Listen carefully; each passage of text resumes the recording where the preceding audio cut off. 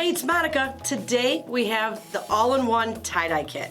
I'm super excited about this because this is a classic arts and crafts that you can do with your entire family.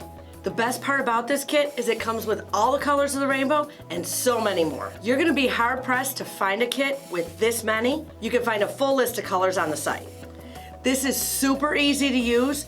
The powder already comes in the bottle, so all you do is add water to the fill line. This kit comes with everything you need to get started. Comes with 12 colors, a tarp, about 40 rubber bands, 4 pairs of gloves, and my favorite part, the project guide.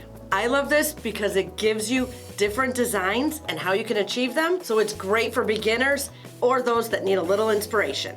The fun part about this kit is there's so much you can do with it. You can tie-dye socks, scarves, totes, anything that's made of cotton, rayon, or silk.